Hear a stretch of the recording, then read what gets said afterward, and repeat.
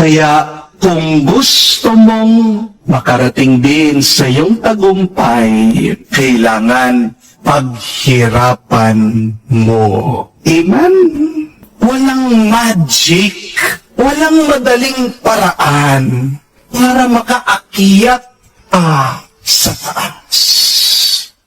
Kaya kung gusto mong mag-graduate, mag-umpisa ka muna ng kinder o grade 1. Di po ba? Kung gusto mong kumita ng milyong-milyon, umpisan mo muna na kumita ng kahit papiso-piso. Kung gusto mong maalis ang iyong addiction, kailangan bawasan mo paunti-unti yung iyong bisyo. Kaya nga, marami po ang hindi nagtatagumpay na maalis yung sigarilyo, yung pong alak. Kasi biglaan na inaalis. Paunti-unti bawasan mo. Mawawala din yan. Hindi mai-in love ang iyong asawa sa'yo kung nakakaligtaan mong gawin yung mga maliliit na bagay. Yung simpleng halikan mo lang siya, yakapin mo lang siya, kumustahin mo naman, kausapin mo naman ang iyong asawa. Nakikinig ka ba sa kanya? Bago ka makaakyat, bago ka makaangat, mag-umpisa ka muna sa baba.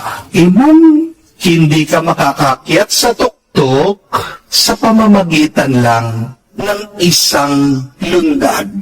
Amen? Lahat naman po ng pagsubok ay malalampasan.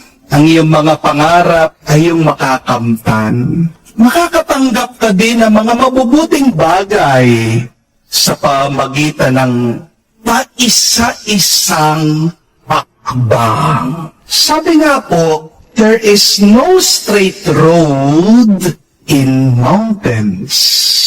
Because straight roads may be quick and easy, but they are not the best and the safest way. O nga naman po, no, napansin nyo kapag umaakyat kayo sa Baguio o kaya sa mga bundok, paikot-ikot yung daan. Pwede naman po na gumawa sila ng diretsong kalsada.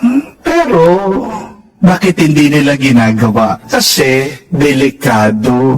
Kung mabilis kang nakarating sa tuktok, mabilis ka rin namang mahuhulog. Amen?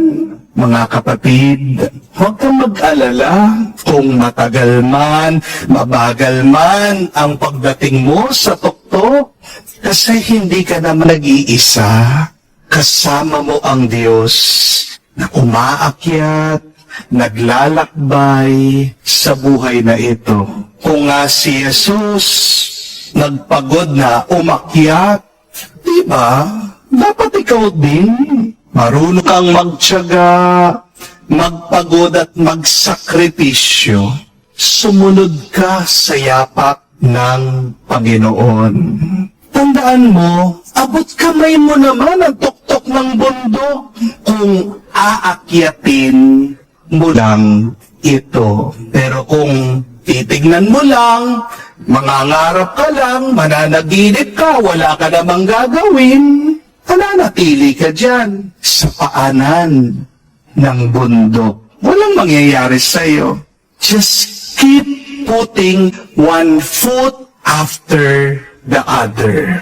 And then one day, when you look back, you will be surprised. You have already conquered a mountain. Paunti-unti, makakamtan mo din ang iyong tagumpay. Makakarating ka din sa tuktok. Yan din naman ang pangarap ng Diyos para sa iyo.